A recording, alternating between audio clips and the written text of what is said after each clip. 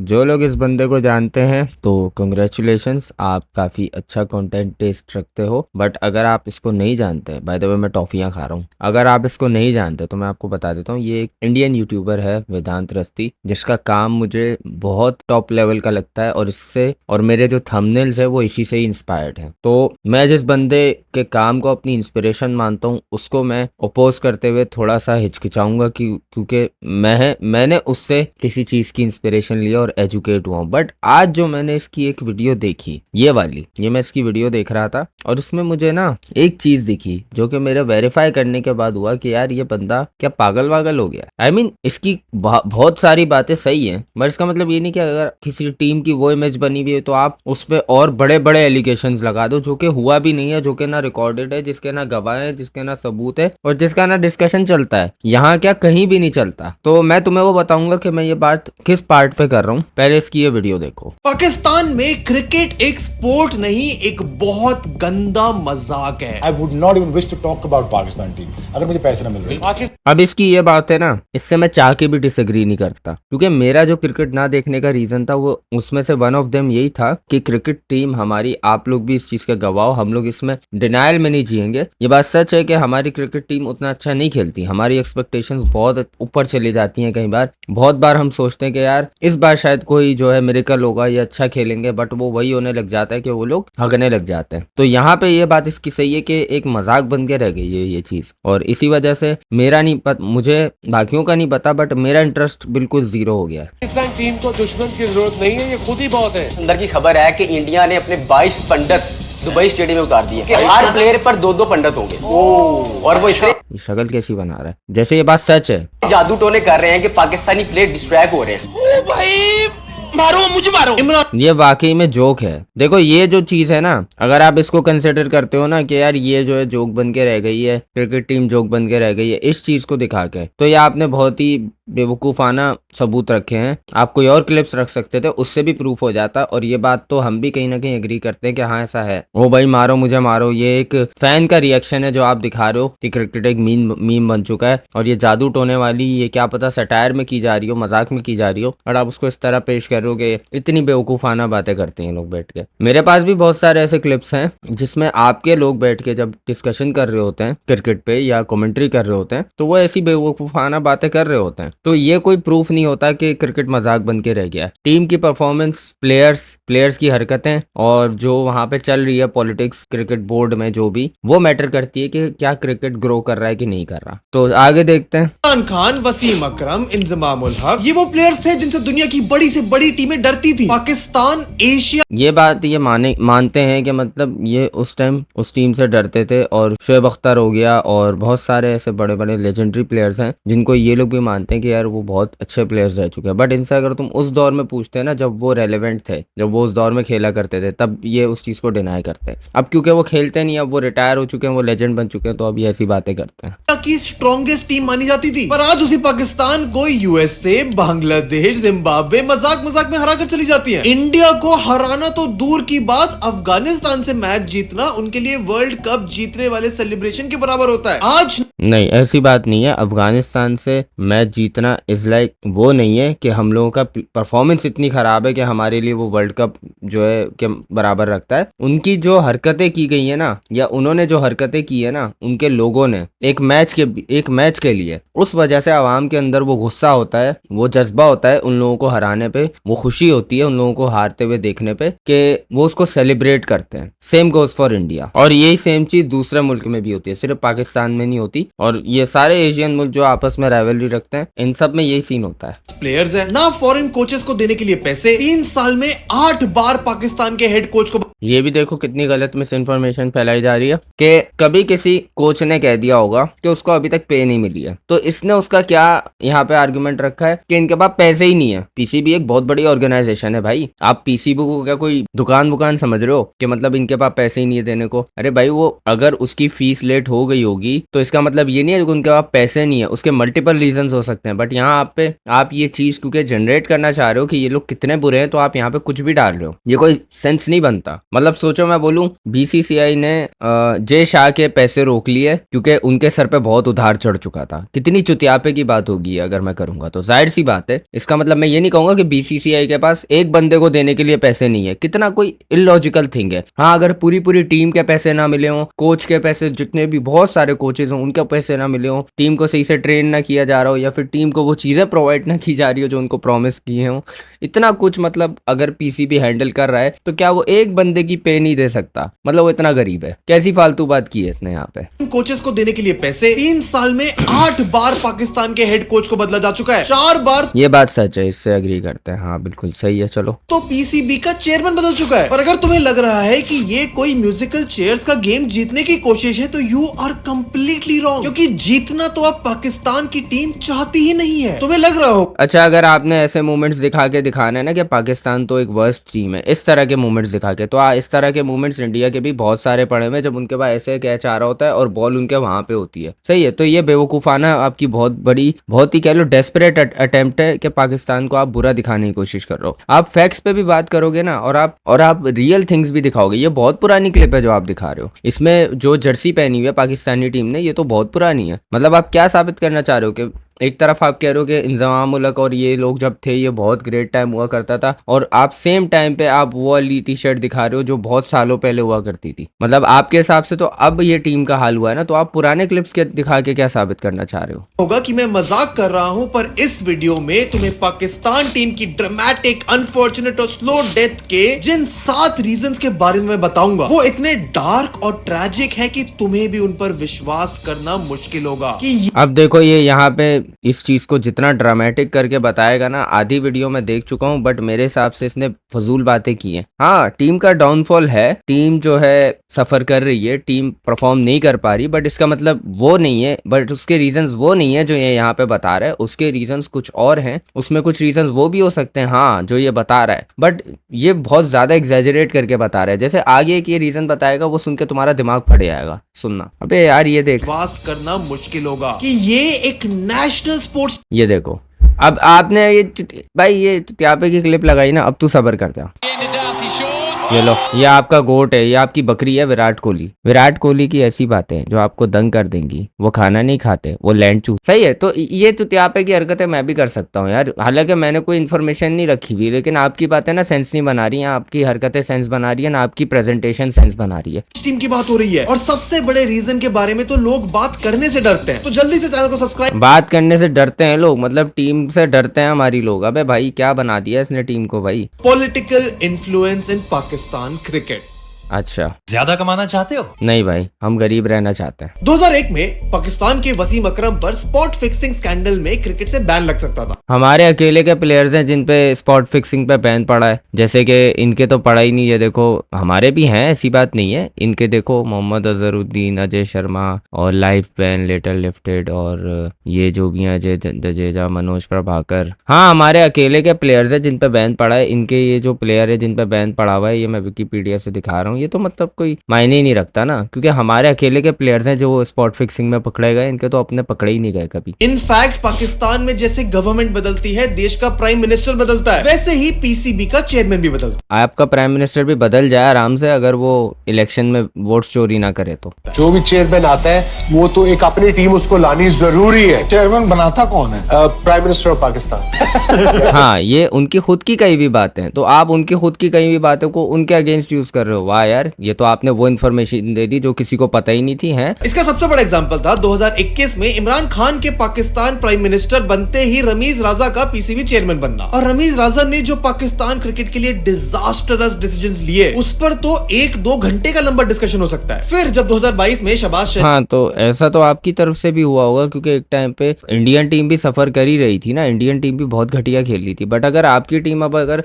थोड़ी बेटर होने लग गई है, इंप्रूवमेंट की तरफ आ गई है, तो इसका मतलब ये नहीं कि आप किसी दूसरी टीम को उनके स्किल्स की बेस पर या उनके अच्छा ना खेलने की बेस पर उनके पूरे सिस्टम को ही करप्ट बोलना शुरू कर दो। तो मतलब आपका भी सिस्टम एक टाइम पे करप्ट था, अगर करप्ट था तो उसको भी एक्सपोज करो। फिर शरीफ प्राइम मिनिस्टर बनते हैं तो वो सबसे पहले रमीज राजा को सैक करते हैं, नजाम सेठी को इंटरिम चेयरमैन बनाया जाता है। 6 महीने बाद जाका अशरफ चेयरमैन बनते हैं। जो यार नाम एक तो ये लोग इतने अजीब तरह देते हैं ना, जाका अशरफ, अबे जका अशरफ है। 4 महीने बाद रिजाइन कर देते हैं और इसके बाद पाकिस्तान जनरल इलेक्शन से 2 दिन पहले पीसीबी चेयरमैन बनाया जाता है मोहसिन नकवी को। और पाकिस्तान इलेक्शन से पहले बनाया जाता है, तो आप तो कह रहे थे प्राइम मिनिस्टर चेंज होने के बाद होता है, तो इलेक्शन से पहले कैसे चेंज हो गया भाई? ये तो मुझे बात नहीं समझ आई। मतलब आप अपनी इन्फॉर्मेशन खुद सही से गैदर नहीं करके बैठे हुए। और मोहसिन नकवी के चेयरमैनशिप मोहसिन नहीं है, मोहसिन है, मोहसिन नकवी। में पाकिस्तान क्रिकेट टीम ने जो अपनी इंटरनेशनल बेइज्जती कराई है, उसके बाद किसी फॉरेन कोच की मजबूरी ही होगी कि वो पाकिस्तान क्रिकेट टीम को कोच करे। जैसे नहीं, अभी करंटली कौन कोच कर रहा है पाकिस्तान को? करंट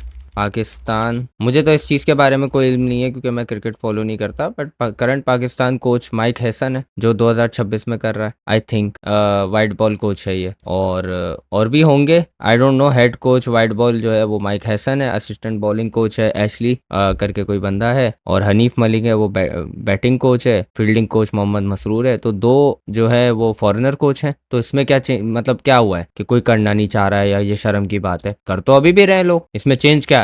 पाकिस्तान क्रिकेट के बारे में कितना सीरियस है, इस बात का अंदाजा तुम्हें इस बात से लग जाएगा कि 2023 में उन्होंने मिकी आर्थर को कोच अपॉइंट किया था with the allowance of working from home. World का पहला क्रिकेट कोच जिसने एक इंटरनेशनल क्रिकेट टीम को जूम पर कोचिंग दी। कोचिंग मतलब वो कोचिंग नहीं दी होगी, कोचिंग में बहुत सारी चीजें आ जाती हैं, माइंड सेट को बिल्ड करना आ जाता है। इस कोचिंग का मतलब ये नहीं है कि वो जूम पे बैठ के बॉल करना सिखा रहा था या बैटिंग करना सिखा रहा था। कैसी चुतियापे की बातें कर रहा है यार तू। अपॉइंट करता है, अपने फेवरेट प्लेयर्स को टीम में लेता है, जिससे कभी पाकिस्तान क्रिकेट टीम में स्टेबिलिटी नहीं आ पाई है पिछले कुछ सालों में। यही रीजन है कि ये तो है, हाँ स्टेबिलिटी नहीं है, ये चीज हम खुद मानते हैं कि टीम अच्छा नहीं परफॉर्म करी, बट जो तुम रीजंस यहाँ पे जबरदस्ती के ला के दिखा रहे हो ना, और तुम जिस तरह से टीम को स्टूपिड दिखाने की कोशिश कर रहे हो, इतनी स्टूपिड नहीं है भाई, इतना स्टूपिड सिस्टम नहीं है यहाँ पे। यही टीम है जिसने अच्छा खासा आपको हराया है, अच्छे खासे मैचेस में हराया है, अच्छे खासे स्कोर किए हैं और बहुत कुत्तों की तरह भी मैचेस हराए हैं। तो अगर ये टीम आज ऐसा परफॉर्म नहीं कर पा रही तो इसका मतलब ये नहीं है, सिस्टम वही चलता आ रहा है जो उस वक्त भी चल रहा था जब आपकी टीमों को कुत्ते की तरह ढूंढते थे। अभी टीम में शायद यूनिटी नहीं है, या फिर जो है कोच का मसला है, या फिर जो भी मसला है, मैं इस चीज को फॉलो नहीं करता, बट इसका मतलब ये नहीं है कि पाकिस्तान की टीम हमेशा से ऐसा ही खेलती थी। बहुत अच्छा खेलती थी भाई, बहुत अच्छे प्लेयर्स भी आए हैं, बहुत अच्छा परफॉर्म भी किया है, बहुत ही आउटस्टैंडिंग मैचेस भी दिए हैं हमें, लेकिन इसका मतलब ये नहीं है कि आप उनकी सिर्फ गलतियां उठा के उस टीम को स्टूपिड करार देना शुरू कर दो या उस सिस्टम को करप्ट कहना शुरू कर दो।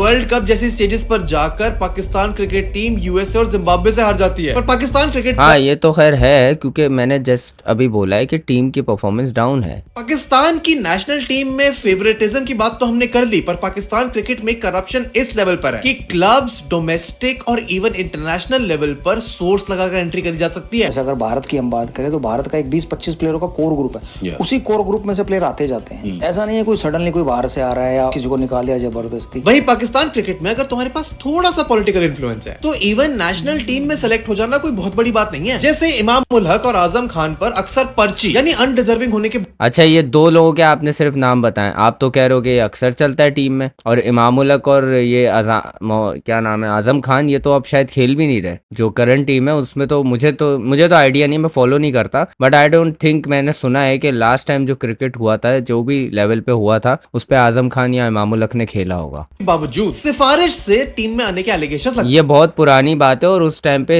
इमाम उल हक को बहुत ट्रोल किया जा चुका है और आजम खान को भी ट्रोल किया जा चुका है, और वो अब शायद खेल भी नहीं रहे हैं उस लेवल पे। अब बहुत सारे प्लेयर्स हैं जो स्विच हो चुके हैं। वहाब रियाज और मोहम्मद आमिर, ये 2 ऐसे नाम हैं जो बैठकर पाकिस्तान के न्यूज चैनल पर इसी पाकिस्तान टीम के खिलाफ अपने कमेंट्स देते थे, जैसे हम दे। हाँ, और मोहम्मद आमिर अभी खेला है कुछ टाइम पहले, और उसकी भी परफॉर्मेंस लास्ट टाइम जो मैंने देखा था उसकी परफॉर्मेंस भी कुछ खास नहीं थी। तो इसका मतलब ये नहीं है कि उस पर भी पॉलिटिकल इन्फ्लुएंस का असर पड़ा है। अरे भाई, टीम की केमिस्ट्री आपस में सही नहीं होगी, टीम की जो कैप्टेंसी होगी उसकी भी वजह हो सकती है, बहुत सी वजह हो सकती है यार। इसका मतलब सिर्फ ये नहीं हो सकता कि ये जो सिस्टम है इसकी वजह से जो ये हो रहा है, बहुत सारी चीजें हो सकती है जिसकी वजह से टीम अच्छा नहीं परफॉर्म कर पा रही। वो प्लेयर जिसकी आप तारीफ कर रहे हो बैठ के, वो भी अच्छा नहीं खेल पा रहा बहुत जगहों पे। साया कॉर्पोरेशन नाम की एक talent and PR agency manage करती है पाकिस्तान के टॉप क्रिकेटर्स को, इवन कोचेस को, उनका सोशल मीडिया हैंडल करती है, उनकी पब्लिक इमेज मैनेज करती है। इसीलिए धीरे धीरे पाकिस्तान क्रिकेट टीम के प्लेयर्स अपने इस एजेंसी के एजेंट्स पर इतने ज्यादा डिपेंड हो गए कि अपने क्रिकेट करियर के डिसीजंस भी उनसे पूछ कर लेते हैं। अबे तू पागल वागल है क्या? मतलब तू ये कह रहा है कि इनकी पीआर टीम है इसलिए इनकी परफॉर्मेंस डाउन हो रही है और वो इनको हर हर हर मोड़ पे जो है आके जो है वो देते हैं, सजेशन देखते हैं और वो क्रिकेट के भी इवन सजेशन उनसे लेते हैं। तो कोच क्या गांड बनाने के लिए रखे में उन्होंने? पीआर टीम का काम होता है आपकी पब्लिक इमेज को इनहेंस करना, आपकी पब्लिक इमेज को मेंटेन रखना, ना कि आपके क्रिकेट को सुधारना। तो कोचेस क्यों रखे हैं भाई, जिनको इतने ज्यादा पैसे पे कर रहे हैं, जिनको दूसरे मुल्कों से बुला के यहाँ पे कोच करवाने के लिए बुलाया जा रहा है, इतने सारे कोचेस रखे हुए हैं, क्यों रखे हुए हैं भाई? फिर पीआर टीम रख लेते हैं, पीआर टीम डिसीजन ले लेगी। बाबर आजम को जब कैप्टेंसी से हटाने की बात करी गई तो उन्होंने कहा मैं अपनी फैमिली से कंसल्ट करके बताता हूँ। फैमिली मतलब उनके पीआर एजेंट। और प्रॉब्लम इतनी बड़ी इसलिए बनी, पीआर एजेंट्स, अबे यार पब्लिक इमेज की बात होती है, बहुत सारी चीजें इसमें आ जाती हैं। इसका मतलब ये नहीं हो जाता कि यार उसकी परफॉर्मेंस या उसमें पॉलिटिक्स घुसा दी गई है। जाहिर सी बात है, एक बंदा अपने करियर का फैसला ले रहा है, वो हर तरफ से डिसीजन लेगा, वो अपनी फैमिली से भी पूछेगा। और तुमने ऑटोमेटिकली अज्यूम कर लिया कि फैमिली मतलब पीआर एजेंसी। उसने ये नहीं कहा कि मैं मशवरा करके बताऊंगा, उसने कहा मैं फैमिली से मशवरा करके बताऊंगा। क्या पता उसने सच में फैमिली से मशवरा किया हो, ये भी तो हो सकता है ना। लेकिन आप अज्यूम करके बैठे हो कि फैमिली मतलब पीआर टीम। जैसे कि आपके विराट कोहली की पीआर टीम नहीं होगी, जैसे कि धोनी की नहीं होगी, जैसे कि आपके जो बाकी प्लेयर्स हैं उनकी कोई पीआर टीम नहीं होगी। अबे सबकी है भाई, सबको पीआर टीम मैनेज करती है यार। आज के दौर में किसके पास टाइम है कि अपना इंस्टाग्राम पे खुद स्टोरियां लगाता फिरता है? भाई ये पीआर टीम सबको मैनेज करती है। एक यूट्यूबर तक की पीआर टीम होती है आज के दौर में। तो एक क्रिकेटर जो कि नेशनल लेवल पे खेल रहा है, आप कह रहे हो उसको पीआर टीम मैनेज कर रही है और उसकी वजह से उसका गलत इन्फ्लुएंस उन पर पड़ रहा है। क्यों? क्योंकि वो अपने क्रिकेट के डिसीजंस भी उनसे ले रहे हैं। अरे क्रिकेट के डिसीजंस ले रहे हैं बट खेल तो वो ही रहे ना पिच पे, या वो अपनी पीआर टीम को भेज रहे हैं। और कोचेस भी आ जाते हैं, कोचेस का भी बहुत बड़ा रोल होता है। फिर पीछे जो और लोग बैठे हुए हैं उनका भी रोल होता है, जो डिसाइड करते हैं ये सब कि कौन इस लीग में खेलेगा, उनका भी रोल होता है। सिर्फ एक बंदे का रोल नहीं है, पीआर टीम का रोल नहीं है, या सिर्फ प्लेयर का रोल नहीं है। प्लेयर भी कभी कभी थक हार जाता है ऐसे डिसीजन से जो कि गलत लिए जाते हैं। तो इसमें ना ओवरऑल कहीं ना कहीं गलती आ जाती है किसी ना किसी बंदे की तरफ से। इसका मतलब ये नहीं आप पूरे सिस्टम को ही करप्ट कहना शुरू कर दें। एंड करप्शन पाकिस्तान क्रिकेट में कितना डीपली रूटेड है उस पर तो मैं वापस आऊंगा। पर पाकिस्तान क्रिकेट के डाउनफॉल का थर्ड और मेरी नजर में एक बहुत बड़ा रीजन है the religious radicalization of Pakistani player. ये इतनी चुतियापे की इसने पॉइंट मारा है ना, ये सुन के मैं दंग रह गया कि मतलब क्रिकेटर्स जो है इस लेवल की सोच रख सकते हैं इसके मुताबिक। आगे जाके देखना ये क्या बोलेगा। अब मुझे किसी पर्टिकुलर रिलीजन से कोई प्रॉब्लम नहीं है, everyone should come closer to God. हाँ, इसको कोई प्रॉब्लम नहीं है, बट आगे इसकी बातें सुनना। पर पाकिस्तान क्रिकेट में जो इस्लामिक रेडिकलाइजेशन पिछले 25 सालों में देखने को मिली है, उसने शायद पाकिस्तानी क्रिकेटर्स का ध्यान पूरी तरह से गेम पर से हटा दिया। 2000s में इंजमाम उल हक और मोहम्मद, कभी ये कह रहा है कि पीआर टीम ने खराब कर दिया, कभी ये कह रहा है कि पाकिस्तान के सिस्टम ने खराब कर दिया। चलो वो रीजंस दे रहा है, वो बात भी मैं मान लेता हूँ, बट ये कैसा रीजन है भाई? अभी आगे सुनो। Yusuf were the two player जो बहुत ज्यादा रिलीजियस थे एंड गुड फॉर देम। पर प्रॉब्लम तब शुरू होती है जब वो अपनी टीम के बाकी प्लेयर्स को फोर्स करने लगते हैं अल्ट्रा रिलीजियस बनने के लिए, दिन में कई बार अपनी रिलीजियस प्रैक्टिसेस को फॉलो करने के लिए, even if it costs missing training session and team meeting. तो वो जो जिनको वो बोल रहे हैं कि ये चीज करो, वो कोई गैर मुस्लिम थोड़ी है भाई, वो सारे मुसलमान हैं। अगर वो उनको कह रहे हैं कि नमाज पढ़ लिया करो, अगर वो उनको कह रहे हैं कि कुरान वगैरह पढ़ो, इस्लामिक जो है टीचिंग्स फॉलो कर लो, तो वो उनको हिदायत दे रहे हैं, ना कि वो उनको फोर्स कर रहे हैं। इस्लाम यार, ये इन चीज़ों के लिए कोई किसी मुसलमान को इस लेवल पे बैठ के, मतलब क्रिकेट टीम में बैठ के फोर्स नहीं करेगा कि जल्द दीन की तबलीग में चलने का मजा देगी। ये नहीं करते वहां पे बैठ के। ये आप बहुत बेवकूफ़ों और गधों वाली बात कर रहे हो। इसके हिसाब से इंजमाम उल हक यूं खड़ा हो जाता था और बोलता था मेरे भाइयों, ये जो है ना, ये दुनिया बहुत फानी है और इस दुनिया में जो है ना नहीं रहना है। हम ये क्रिकेट को जो है वटाते हैं, हम लोग एक काम करते हैं, आ जाओ मस्जिद चलते हैं, नमाज पढ़ते हैं, कोचिंग वोचिंग नहीं करते। अबे कैसी बातें कर रहा है यार, पागल हो गया क्या? फोर्स किया जाता था लोग क्रिकेटर्स को, मतलब क्या क्रिकेटर्स मुसलमान नहीं है क्या? हिंदू हैं तुम लोग, तो मुसलमानों को फोर्स करते हो क्या बोलने के लिए, जो कि उनके मजहब पे भी बोलना जायज नहीं है, आप वो चीजें बुलवाते हो। तो भाई ये बातें तो फोर्स करने वाली बातें तो आप करो मत। एक मुसलमान अगर दूसरे मुसलमान को कह रहा है कि नमाज पढ़ ले, तो वो फोर्स थोड़ी कर रहा है, वो तो सजेस्ट कर रहा है। फोर्स करना वो हो गया कि वो बोले कि अगर तुम नमाज नहीं पढ़ोगे तो तुम्हारी सैलरी नहीं मिलेगी, अगर तुम नमाज नहीं पढ़ोगे तो हम तुम्हें कोच नहीं करेंगे। ये होता है फोर्स करना। और इस तरह से नहीं करते होंगे मेरे ख्याल से, तो ये बेवकूफ़ी है। इस लेवल पे बैठ के कोच बन के कोई इस तरह की बेवकूफ़ियां करता फिरेगा। उस पे तो सबसे पहले मुस्लिम्स ही आके उसको पकड़ेंगे कि भाई ये क्या तरीका है इस्लाम फैलाने का। Tablighi Jamaat which is a society of Muslim preachers, उसके मेंबर 2007 के वर्ल्ड कप में पाकिस्तान टीम के साथ ट्रैवल करते हैं। कोच बॉब वुलमर जो उस समय पाकिस्तान के कोच थे और वर्ल्ड क्रिकेट में एक रेप्यूटेड कोच थे, जब वो इस पर अपना कंसर्न दिखाते हैं, पीसीबी को इन्फॉर्म करते हैं, क्योंकि मीटिंग और ट्रेनिंग के टाइम पर अगर प्लेयर्स इसके अलावा कुछ और करेंगे तो टीम तो नहीं जीतने वाली। एंड इसके जवाब में पीसीबी का एक इंपॉर्टेंट मेंबर बॉब वुलमर को इसमें इंटरफेयर करने से मना कर देता है। और इसी वर्ल्ड कप के एक और मैच के बाद बॉब वुलमर की डेड बॉडी उनके होटल रूम में मिलती है। अब मतलब तुम ये देखो कि ये इतना एक्सट्रीमिस्ट दिखा रहा है हमारे जो क्रिकेट का जो भी एनवायरनमेंट है उसको, कि अगर कोई भाई अगर इतने ही एक्सट्रीमिस्ट होते हैं ना, इतने ही एक्सट्रीमिस्ट होते हैं, किसी भी गैर मुस्लिम को कोच करने का मौका ही नहीं देते कभी, समझे आप। इतने एक्सट्रीमिस्ट अगर होते तो ये आपने जो है ना इतनी कोई कॉन्ट्रडिक्टरी बात की है कि ये आपके अपने अल्फाजों से जो है ना नहीं मैच हो रही। समझ रहे हो आप क्या बोल रहे हो? कि मतलब एक तो ये इतने ज्यादा इस्लामी थे कि वो लोग जो है फोर्स करते थे, और जो है किसी गैर मुस्लिम को मना,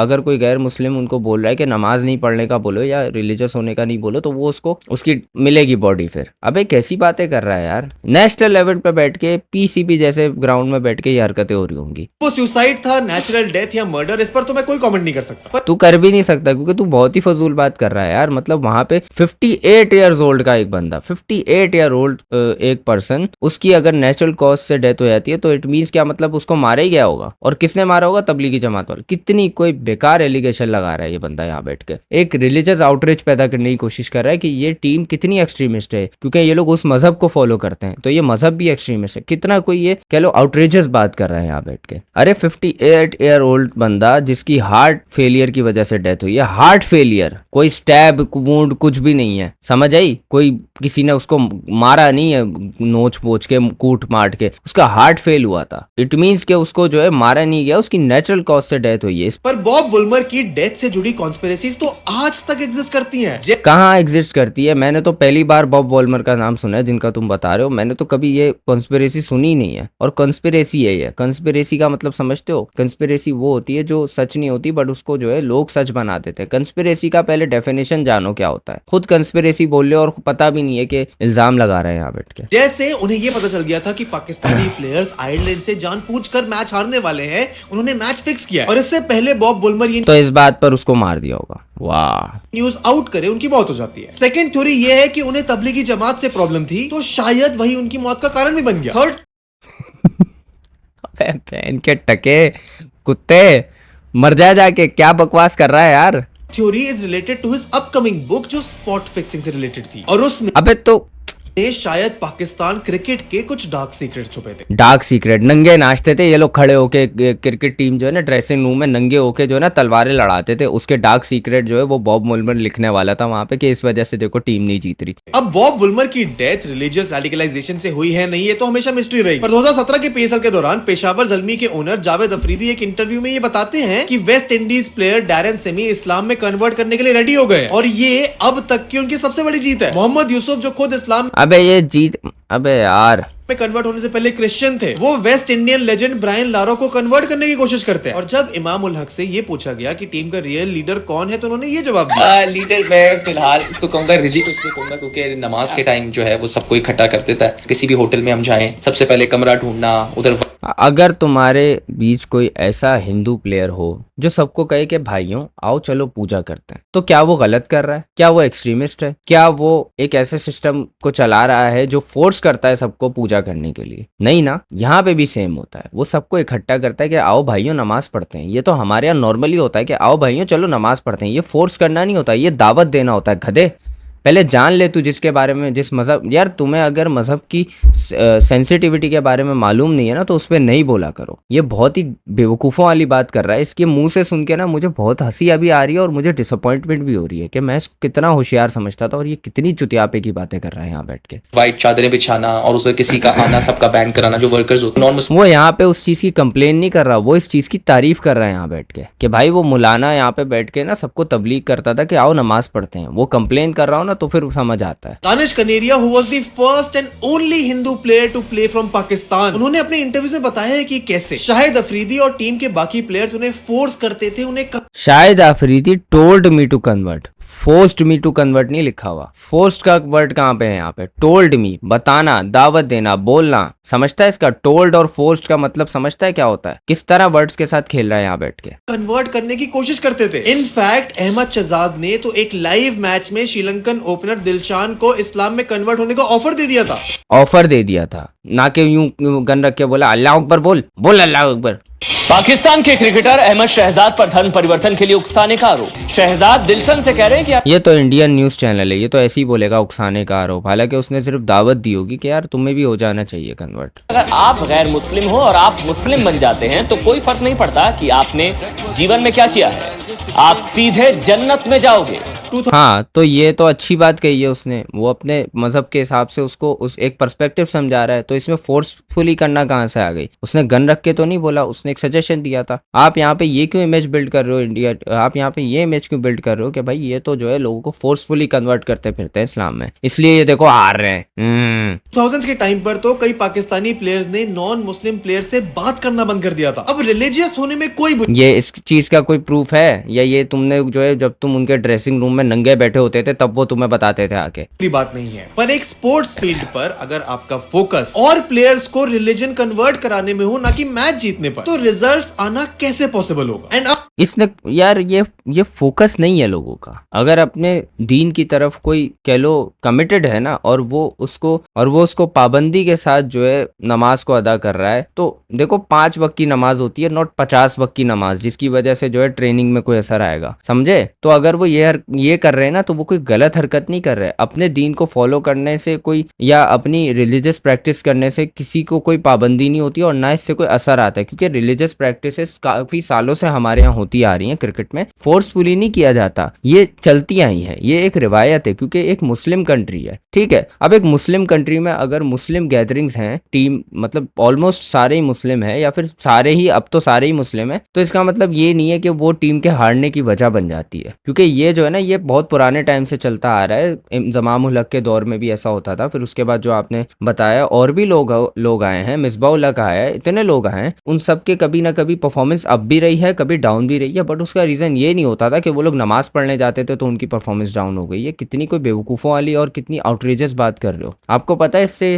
किस तरह का आप आउटरीच फैलाने की कोशिश कर रहे हो। अब आगे आने वाले 4 रीजंस कुछ ऐसे हैं जिनके बारे में शायद तुमने सुना तो होगा, और उनकी डेप्थ, डिटेल्स और डार्क सीक्रेट शायद तुम डार्क सीक्रेट ऐसे बोल रहा है जैसे नंगे होके जो है ना रिचुअल्स किया करते थे वो लोग। डार्क सीक्रेट पीसीबी फाइल्स जो है हमें देखने को मिलेंगी। पहले पाकिस्तान के क्रिकेट डाउनफॉल का चौथा बड़ा रीजन है द स्पॉट फिक्सिंग स्कैंडल। हाँ, जैसे इंडिया में तो हुआ नहीं है ये, हर प्लेयर कहीं ना कहीं, फिर वो किसी भी मुल्क का हो, स्पॉट फिक्सिंग, मैच फिक्सिंग, इन सब चीजों में पकड़े गए हैं, टीमें भी पकड़ी गई हैं। तो ये एक वो चीज है जो कि टीम के ऊपर डिपेंड करती है, ना कि सिर्फ एक मुल्क के ऊपर डिपेंड करती है। अभी रिसेंट ऐसी कोई स्टोरी नहीं आई है कि स्पॉट फिक्सिंग या मैच फिक्सिंग वगैरह हो रही है। इस चीज पे बहुत ज्यादा सख्ती कर दी गई है। तो अभी तुम हिस्ट्री की बात कर रहे हो या तुम करंट जो सिचुएशन खराब हुई है टीम की, तुम उसकी बात कर रहे हो? ये नहीं समझ आ रहा मुझे। इस कहानी की शुरुआत होती है सलीम मलिक से, जो 90s में पाकिस्तान टीम का इंपॉर्टेंट पार्ट थे। 12,000 से ज्यादा इंटरनेशनल 90s में रन्स। अब इनके स्टैट्स पर मत जाना, क्योंकि वो सलीम मलिक ही थे जिन्होंने शायद पहली बार पाकिस्तान क्रिकेट में इतने बड़े लेवल पर स्पॉट फिक्सिंग की। ऑस्ट्रेलिया के अगेंस्ट एक और उसके बाद पाकिस्तान के एक भी मैच नहीं जीता था। इस मैच के दौरान सलीम मलिक, शेन वॉन और टिम मे के होटल रूम में जाते हैं, और दोनों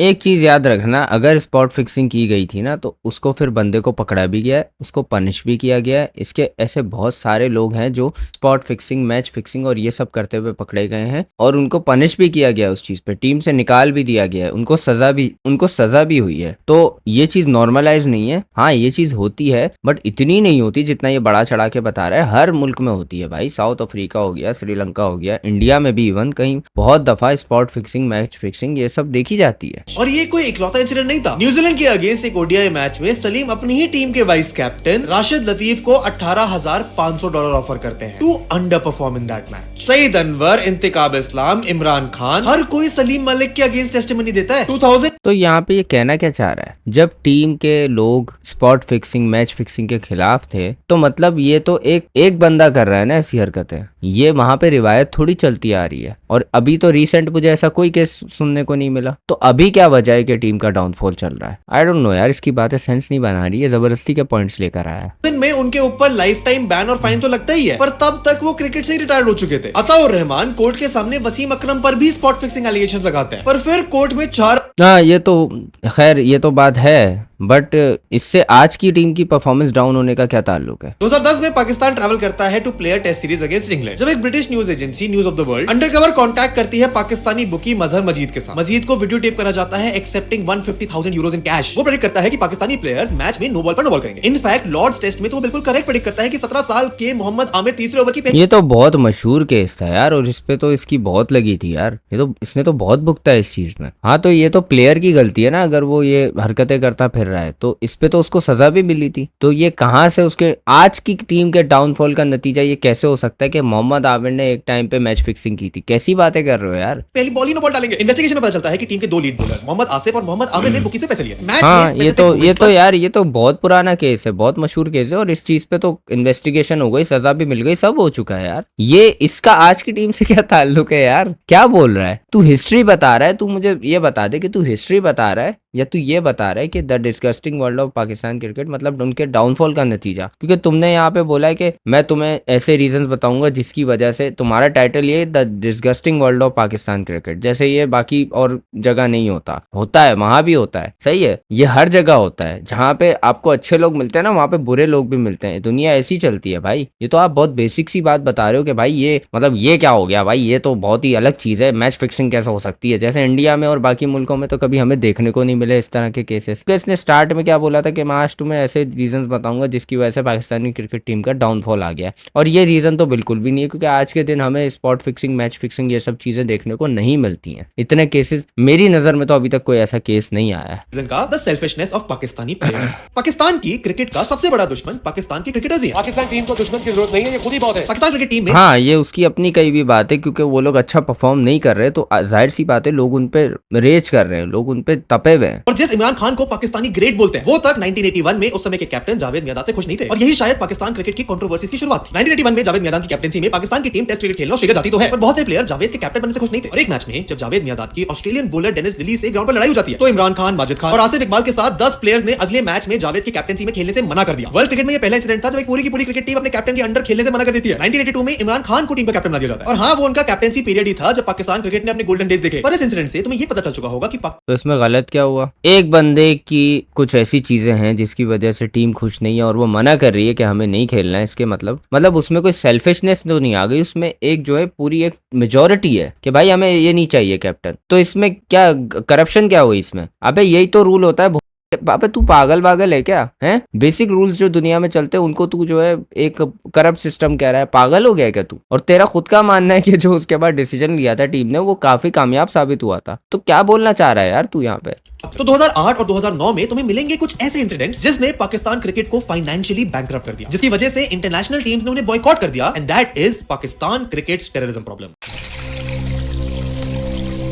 ये ऐड मुझे दिखाने का क्या मकसद था यूट्यूब है? 2008 में शुरू होता है वर्ल्ड क्रिकेट का सबसे बड़ा tournament, the Indian Premier League. उस समय तो शायद आईपीएल शुरू करने वाले ललित मोदी को भी नहीं पता था कि in just a few years IPL is going to become the hottest property in world cricket. And उस समय तक पाकिस्तान शायद वर्ल्ड टी20 की दुनिया में one of the best team थी। वो 2007 के वर्ल्ड कप फाइनल्स में पहुंचे, 2009 का टी20 वर्ल्ड कप जीता, 2010 में एक बार फिर से सेमीफाइनल्स तक पहुंचे पाकिस्तानी। और ये कैसे हुआ? वो तो नमाज पढ़ने को फोर्स करते थे, हैं? उनके यहाँ तो सियासतें चलती है, उनका तो चेयरमैन चेंज हो जाता है जब उनका प्राइम मिनिस्टर चेंज होता है। तो ये कैसे हुआ भाई? ये कैसे कप्स वगैरह कैसे जीते इन लोगों ने? ये तो यार हुआ होगा कुछ चमत्कार, कोई हिंदू कोई बंदा उठा होगा, उसने बोला नहीं नमाज नहीं पढ़ो, तो फिर वो जीत गए होंगे, है ना? यही हुआ होगा ना? अबे तू क्या बातें कर रहा है? प्लेयर को पता था कि टी20 क्रिकेट कैसे खेला जाता है, कैसे एक शॉर्टर फॉर्मेट में जीता जाता है, और शायद यही रीजन था कि शोएब अख्तर, शोएब मलिक, मिसबाह-उल-हक, शाहिद अफरीदी, सोहेल तनवीर कई पाकिस्तानी प्लेयर्स को 2008 में आईपीएल टीम्स पिक करती हैं। सोहेल तनवीर तो 2008 आईपीएल के हाईएस्ट विकेट टेकर के साथ पर्पल कैप विनर थे, but this was the last time any Pakistani player was playing in the IPL, क्योंकि फर्स्ट आईपीएल के कुछ ही महीनों बाद कुछ ऐसा होता है जिसने पूरे देश को हिला कर रख दिया। Mumbai, India was struck once again by terrorists. 26/11 के मुंबई अटैक्स को हमने ऑलरेडी एक डिटेल वीडियो में कवर हाँ, तो इसमें पाकिस्तानी क्रिकेट टीम का आता शोएब अख्तर आया था, उसने बॉल कराई थी और फेंक के मारा था तुम्हारे इस अटैक में। अबे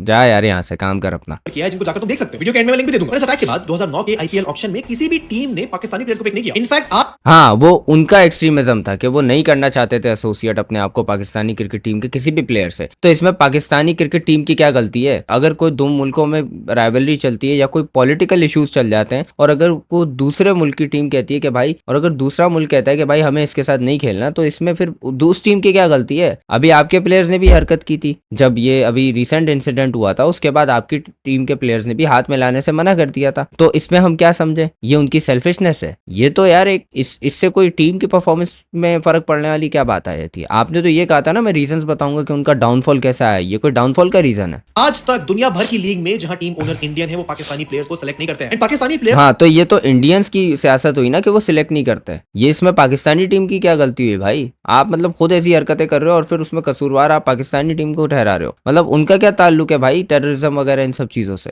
पर not just banned from the IPL. इस एक इंसिडेंट की वजह से पाकिस्तान क्रिकेट को जो फाइनेंशियल लॉस हुआ उसकी बात मैं भी कुछ देर में करूंगा। पर आईपीएल की वजह से जो दुनिया भर के प्लेयर्स को दुनिया भर के बेस्ट प्लेयर्स के साथ खेलने की वजह से कल्चरल एक्सचेंज, गेम डेवलपमेंट उन प्लेयर्स का होता है, वो पाकिस्तानी क्रिकेटर्स का कभी हो ही नहीं पाया। हाँ, 2016 में पीएसएल जरूर शुरू होता है, पर एक पीएसएल के प्रोडक्ट और एक आईपीएल के प्रोडक्ट में तुम्हें जमीन आसमान का डिफरेंस दिखेगा। और हाँ, क्योंकि आईपीएल बहुत पहले शुरू हुआ था और पीएसएल फिर उसके काफी टाइम बाद शुरू हुआ था, तो ऑब्वियसली और जो चीज बाद में आई है जाहिर है वो ग्रो करने में टाइम लेगी। और आज के टाइम पे आप पीएसएल को देखो और आईपीएल को देखो, पीएसएल जो है आईपीएल के उस लेवल पे नहीं होगा, बट पीएसएल का भी एक लेवल बना हुआ है यार, ऐसी बात नहीं है। वो भी मशहूर है। हाँ, शुरू में नहीं होगा बट अभी कहीं ना कहीं वो रिकग्नाइज्ड है, तो उसको ग्रो करने में टाइम लगेगा। क्योंकि आप जो है आईपीएल पहले बना के बैठे हो, आपने उस चीज की बुनियाद रखी थी कि वो एक लोग डोमेस्टिक मैचेस इस तरह के करवाए जाएंगे और डोमेस्टिक टूर्नामेंट करवाया जाएगा। ये आप लोगों के मुल्क का एक फैसला था या फिर एक इवेंट बनाया गया। आप लोगों के मुल्क से जो है आप लोगों के मुल्क ने एक इवेंट बनाया या फिर इंस्पायर होके बनाया, तो फिर पाकिस्तान ने वो चीज बाद में स्टार्ट की। तो ऑब्वियसली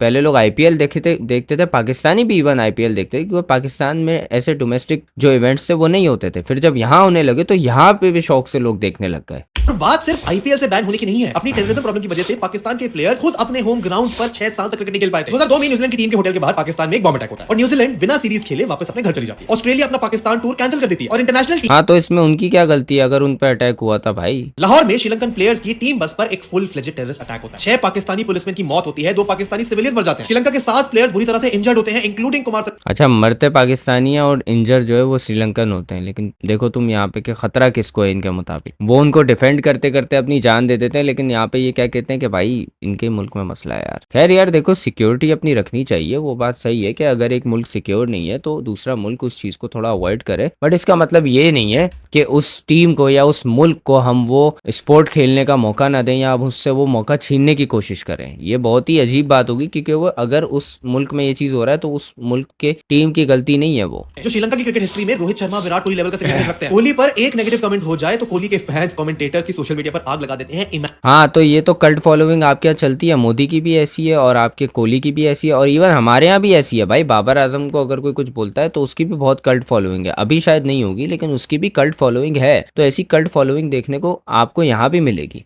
इमेजिन तुम अपने स्टार प्लेयर्स पर एक टेररिस्ट अटैक होते हुए लाइव देख रहे हो। पर इस एक इंसिडेंट से पाकिस्तान क्रिकेट को जो revenue loss, reputation loss, boycott और पब्लिक ह्यूमिलिएशन फेस करना पड़ता है, उसने पाकिस्तान क्रिकेट को 20 साल बाकी दुनिया के मुकाबले पीछे धकेल दी। क्योंकि ये बात तो बीसीसीआई ने हाँ, जिसमें उनकी गलती नहीं थी, जाहिर सी बात है, प्रूव कर दी है कि आईसीसी में उसी की चलती है जिसके पास पैसा होता है। And terrorism is the core reason जिसकी वजह से पीसीबी और बीसीसीआई में ये जमीन आसमान का फर्क दिखाई देता है। Which brings us to the 7th reason of Pakistan. हाँ, तो इसमें उनकी क्या गलती है भाई? इसमें उनका क्या डाउनफॉल का इसमें उनका क्या रीजन है कि उनको डाउनफॉल फेस करना पड़ा? ये तो एक कह लो मुल्क के हालात की वजह से उनको ये चीजें फेस करनी पड़ी ना। आज को अगर हम अफगानिस्तान की टीम के बारे में ये बातें करना शुरू कर दें, क्योंकि जब अफगानिस्तान की टीम पहली बार आई थी ना तो उनके पास कोई स्पॉन्सर नहीं था, पता है आपको ये चीज? या पहली बार जब खेल रही थी ऐसा मैंने सुना था और मेरे को याद है शायद कि उनके पास स्पॉन्सर नहीं था बेचारों के पास। ऐसा भी हुआ था। क्यों? क्योंकि उनके हालात आपको पता थे क्या थे। तो अब क्या ये बोलोगे कि अफगानिस्तान की टीम जो है वो शुरू में जब आई थी देखो उनके पास ये उन्होंने फेस किया था? यार हर मुल्क के हालात खराब हुए हैं, उस वजह से टीम्स को भी सफर करना पड़ा है। इसका मतलब ये नहीं है कि हम ये कहें कि ये उनकी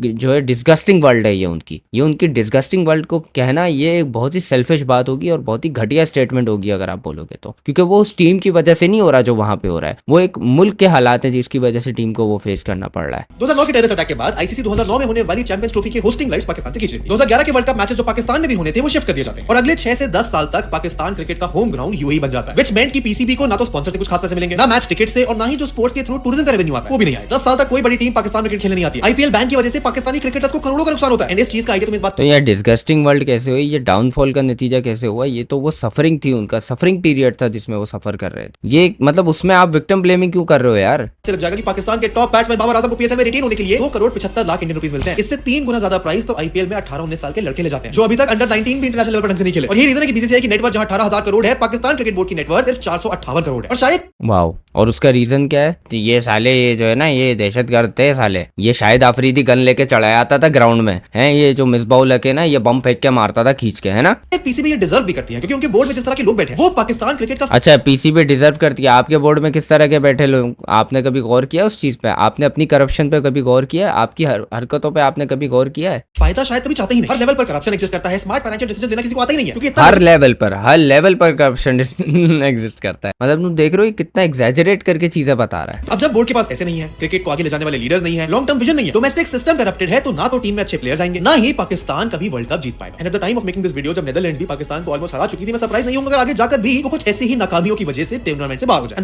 well, this was a completely stupid video. भाई देखो, शुरू में इस गधे ने आके बोला कि भाई मैं आज तुम लोगों को ऐसे रीजंस बताऊंगा जिसकी वजह से पाकिस्तानी टीम का डाउनफॉल आ रहा है। उसके बाद फिर टाइटल हमें यहाँ देखने को मिलता है the disgusting world of Pakistan cricket, जिसमें डिस्गस्टिंग होने का मतलब क्या बता रहा है ये? वो मुसलमान अपनी टीम जो प्लेयर्स हैं उनको कहते हैं कि भाई नमाज की पाबंदी करो। सही है, ये एक डिस्गस्टिंग हरकत है उनकी, इसकी तरफ से अगर देखा जाए तो चुतियापे की बात है ये। और उसके बाद फिर ये कहता है कि करप्शन वहां पे होती है। क्या करप्शन होती है? स्पॉट फिक्सिंग, मैच फिक्सिंग, ये वो। तो भाई ये तो बहुत हमें वर्ल्ड वाइड देखने को मिलती हैं ये चीजें। भाई आपके मुल्क में भी बहुत लोगों ने की है करप्शन। भाई कैश ड्रॉप के वीडियोस दिखा रहे कि भाई ये देखो है चुतिया कैश ड्रॉप कर दिया, जैसे आपके लोगों ने नहीं किया। जब वो याद है एक क्लिप बहुत मशहूर है, कोई सरदार था, कोई कौन था, उसने कैश ड्रॉप किया था और आपका जो है वड़ा पाव खाने वाला कोई बंदा था, वो उस पर चीख रहा था उस चीज पे, उसने इतना स्टूपिड कैश ड्रॉप किया था। तो कैश ड्रॉप होना, ये सब चीजें, ये तो बहुत नॉर्मल है यार, ये तो ब्लंडर्स हो जाते हैं। इसका मतलब ये नहीं कि टीम का बहुत गंदा डाउनफॉल चल रहा है या उस टीम को बोलो कि ये बहुत ही डिस्गस्टिंग वर्ल्ड है इनकी। उसके बाद आ जाती है कि ये जो इसने घटिया बात की है कि दहशतगर्दी की वजह से पाकिस्तान को फेस करना पड़ा, तो वो उनकी अपनी गलती नहीं थी, वो उस चीज के खुद विक्टिम थे भाई। और अगर फिर दुनिया ने उन लोगों को किनारा कर दिया तो दुनिया ने अपनी सेफ्टी रख के किया है उनको किनारा, जिसकी वजह से ऑब्वियसली उनको सफर करना पड़ा। क्योंकि जब आप एक पूरी दुनिया से किनारा हो जाओगे, आज के दौर में अगर इंडिया को भी किनारा कर दिया जाए तो इंडिया भी बहुत फाइनेंशियली भी हर तरह से सफर करेगा, इंडियन टीम्स भी बहुत सफर करेंगी। तो यही सेम चीज पाकिस्तान के साथ हुई थी, तो पाकिस्तान तो उस चीज का विक्टिम था। अब आप उसको ऐसे दिखा रहे हो कि ये उन्हीं की गलती है कि अगर इनको ये फेस करना पड़ा। मतलब आप यहाँ पे गलती क्या दिखाना चाह रहे हो टीम की? मुझे ये नहीं समझ आया, इतने स्टूपिड रीजंस आपने दिए ना, मुझे समझ नहीं आया कि आपका मतलब इस चीज पे क्या टेक था। बहुत ही घटिया, बहुत ही बकवास टेक था। देखो, मैं इस बंदे को अपनी इंस्पिरेशन मानता हूँ, बट इसकी इस इलॉजिकल बातों को सुन के ना मेरा दिमाग फट गया यार, कि मतलब मैं इस बंदे को इंस्पिरेशन मानता था। इंस्पिरेशन नॉट इन के भाई मैं ऐसा ही बनना चाहता हूँ, इंस्पिरेशन के भाई मुझे इसका काम क्वालिटी का लगता था, अच्छा लगता था, इसके पॉइंट्स काफी अच्छे लगते थे। बट मुझे क्योंकि उन पॉइंट्स की नॉलेज नहीं थी, या मैं उन पॉइंट्स को कभी काउंटर करके नहीं सोचता था, तो शायद मैं उन पॉइंट से अग्री कर लिया करता था। बट आज जब मैंने उस चीज पे क्रिटिकली सोचा जो ये बातें कर रहा है, तो मुझे समझ आया कितना स्टूपिड बंदा है यार ये, कोई बेकार की बातें करता है ये, कि मतलब किसी भी चीज को किसी भी चीज से लिंक कर दो, हवाओं में बातें कर दो। और ये क्यों कर रहा है? क्योंकि इंडियन फैंस ये सुनना चाहते हैं कि पाकिस्तान कितना बुरा है, कितनी। अब मैं यहाँ आके अगर इंडिया की कुछ भी बुराई कर दूंगा ना, लाइक वो सेंस भी नहीं बना रही होगी। ये चीज इस तरह काम करती है। देखो, एक राइवल मुल्क है ना अगर आपका, जिससे आपकी राइवलरी काफी टाइम तक किसी ना किसी फेज में चलती आई है, तो आप उसके बारे में ना कुछ भी बना दो कॉन्स्पिरेसी, लोग मान लेंगे और उस पे लोग आपको अप्रिशिएट करेंगे, लोग बोलेंगे सही बोलते हो, सही बोल रहे हो यार, बहुत अच्छी बात है यार, जियो भाई जियो। क्योंकि वो उस चीज को काउंटर नहीं करना चाहते, क्योंकि उसमें ना फिर नेशनैलिटी को चैलेंज करने की बात आ जाती है कि मतलब आप अपने मुल्क को बुरा बोलना चाह रहे हो, आप बोल रहे हो कि हम गलत हैं, ये कैसे आप बोल सकते हो? तो इंडिया में तो ये चीज बहुत एक्सट्रीम है। तो इसलिए अगर यहाँ पे आके ये कुछ भी लॉजिकल पॉइंट मारेगा ना, तो लोग बोलेंगे हाँ यार आप बहुत अच्छी बात कर रहे हो। लेकिन अगर कोई और सुनेगा, वो बोलेगा अबे क्या चुतियापे की बातें कर रहा है, ये तो हो ही नहीं सकता। जैसे कि वो कोच के मरने वाली बात, भाई वो सेंस बना रही है कि मतलब कोई तबलीगी जमात वहां पे आई थी, उन्होंने वहां पे, और वो वहां पर थी, तो उन्होंने एक कोच को जो है फारिग कर दिया उसकी किसी बात पे, कि उसने बोला यार ये नमाज वमाज पढ़ने नहीं जाया करो, इसकी वजह से आपकी ट्रेनिंग में असर आ रहा है। तो इसकी वजह से वो उसको सही से रगड़ेंगे। ये डार्क सीक्रेट्स इसने बताए, ये डार्क सीक्रेट्स हैं, ये चुतियापे के रीजन है जो आप दे रहे हो। ये आपस में जो खुद ही कॉन्ट्रडिक्ट कर रहे हैं, आपकी बातें आपस में खुद ही कॉन्ट्रडिक्ट हो रही हैं। आप पिछला पॉइंट जो बोल रहे हो वो आगे के पॉइंट से बिल्कुल भी मिल नहीं रहा, ना वो ज्वाइंट हो रहा है। वो ऐसा लग रहा है कि आपने जो पहले बात बोली है ना, वो आगे वाली से बिल्कुल डिफरेंट है, बट आप उसको लिंक कर रहे हो जबरदस्त। इतनी कोई बेवकूफाना वीडियो मैंने जिंदगी में नहीं देखी इस बंदे की।